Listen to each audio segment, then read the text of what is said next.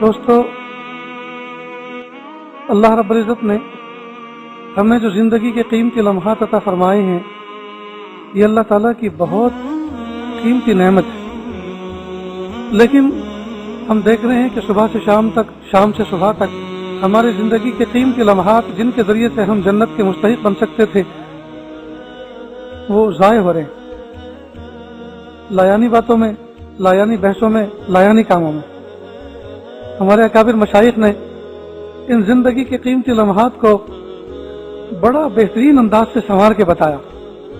حضرت مولانا تقی عثمانی صاحب رحمۃ اللہ دامت برکاتہم، ان کے والد بزرگوار حضرت مفتی شفیع صاحب رحمۃ اللہ علیہ، مفتی اعظم پاکستان، انہوں نے ایک مرتبہ ان کو فرمایا کہ بیٹا، کہ جس وقت میں استنجا خانے میں ہوتا ہوں تو جس وقت میں استنجا کر رہا ہوتا ہوں تو اس وقت میرے ہاتھ فارغ رہتے ہیں، میرے ہاتھ فارغ رہتے ہیں. میں سوچتا ہوں اس وقت اور کوئی کام تو کر نہیں سکتا، تو وہ جو نل کے نیچے لوٹا رکھا ہوا ہوتا ہے میں اس کو مانجنا اور صاف کرنا شروع کرتا ہوں، تاکہ اتنی دیر میں یہ وقت بھی میرا کام میں لگ جائے. کہ میں اتنا وقت بھی ضائع کرنا مناسب نہیں سمجھتا. اللہ ہمیں لمحات زندگی کی قدر کی توفیق عطا فرمائے. تو مومن کو چاہیے کہ اپنے اوقات کو ضائع نہ کرے، وہ کوئی ایسی بات نہ کرے بےہودہ جس کی کوئی میننگ نہ ہو، کس کا کوئی مطلب نہ ہو. وہ کوئی ایسا لطیفہ، کوئی ایسی بات ذکر نہ کرے جس میں سے کوئی نتیجہ نہ نکلے سوائے ہو ہا ہا کے. عجیب دوستو المیہ ہے.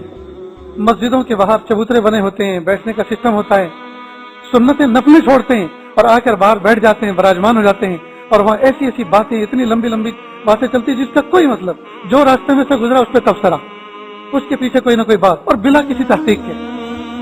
حدیث پاک کا مفہوم ہے، محبوب نے فرمایا ایک مومن کے جھوٹا ہونے کے لیے اتنا ہی کافی ہے کہ وہ سنی سنائی باتوں کو آگے بغیر کسی تحقیق کے چلائے.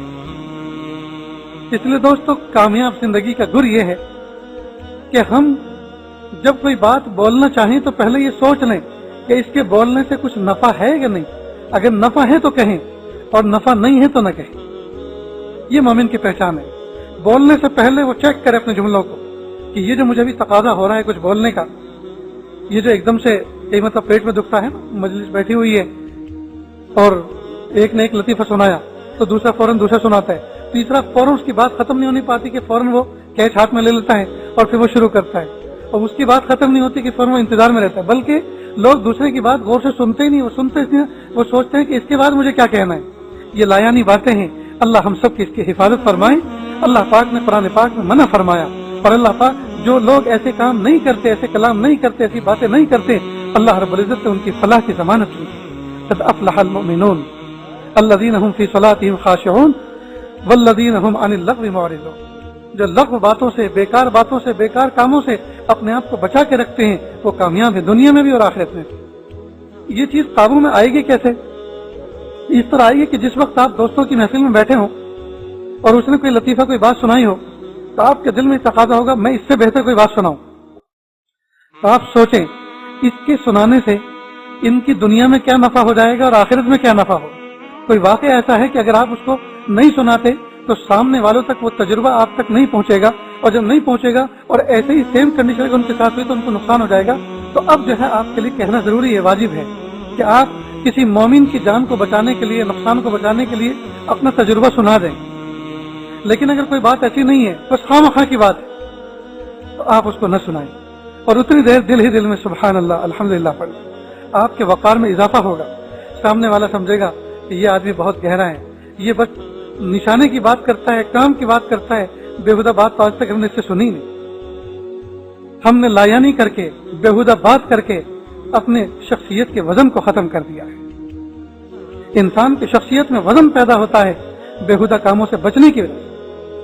جو آدمی ادھر ادھر بیٹھا رہتا ہے اس کی شخصیت میں کوئی وزن نہیں ہوتا. بیٹھنے کی جگہ بھی ایسی منتخب ہونی چاہیے کہ جہاں باوقار آدمی بیٹھا کرتے. اب ہم بس اڈے پہ بیٹھ گئے آڑے ٹیڑھے ہو کر، ہم جو ہیں کسی چائے کی لاری پہ بیٹھ گئے آڑے ٹیڑھے ہو کر، تو لوگ ان حلقوں سے بھی اندازہ لگا لیتے ہیں کہ آدمی کا وزن کتنا ہے. آدمی کو چاہیے کہ وہ باوقار رہے، اس کے اندر ثقافت باقی رہے، وہ ایسی جگہوں پر بیٹھے جہاں بیٹھنا اس کے وقار کے خلاف نہیں. تو شخصیت کا ایک وقار ہوتا ہے. تو جب آدمی لغو بات کرتا ہے، لغو کام کرتا ہے تو وقار اس کا ختم ہو جاتا ہے، پھر وزن نہیں ہوتا اس کا. तो हजरत उमर फारूक आजम रज़ी अल्लाह का एक वकार था। कहते हैं अभी इस्लाम में भी दाखिल नहीं होते हजरत उमर फारूक आजम रज़ी अल्लाह मक्का मुकर्रमा में हजाम की दुकान पर बैठे हुए थे और जोर से खांसा। कहते हैं कि एक हामिला औरत जा रही थी, हमल साकित हो गया। इन्हीं उनके खांसने में ऐसा रौब था, उनकी धमकियों में, उनकी आवाज में ऐसी करख्तगी थी कि लोगों के होश खराब हो जाते थे। तो एक तो दोस्तों इस बात का इरादा करें कि हम बेहुदा बातें नहीं करेंगे, हम बेहुदा महफिलों में शरीक नहीं होंगे। हम बैठेंगे अच्छी नियतों के साथ कि आज जो हम जमा हो रहे हैं, बैठ रहे हैं दो चार दोस्त, तो कोई अच्छा सा फैसला करके उठें, कोई अच्छा सा अहद करके उठें, कोई अच्छा सा मामला करके उठें। और तेरी मेरी जिससे हमारा कोई वास्ता नहीं, ऐसी बहस जिसके बहस के करने से और सुनने से उस जिसके बारे में बहस की जा रही है कोई फायदा होने वाला नहीं, तो हम उसके बारे में कोई तबसरा ना करें। कई मर्तबा सियासी तबसरे होते हैं, हुकूमत के तबसरे होते हैं, वजीर आजम के बारे में बात हो रही है और वजीर आजम को पता भी नहीं, तो ये लाया नहीं है। भाई अगर हम कोई ऐसी बात कहें कि उस तक पहुंचे और उसको फिर इस बात का एहसास हो कि हाँ ये बात गलत है, तो आपकी बहस करने का कोई फायदा हुआ। आप बहस कर रहे हैं यहाँ, वो बैठा है शिमाल जनूब में जी, और उसके फरिश्तों को भी पता नहीं है कि आपने बात क्या की है, तो इस बात का क्या नफा दोस्तों? ये लायानी बात है, ये बेहुदा बात है। दोस्तों आज हमारे पास वक्त बहुत है और काम हमारे पास थोड़ा है, काम हमारे पास बहुत कम है।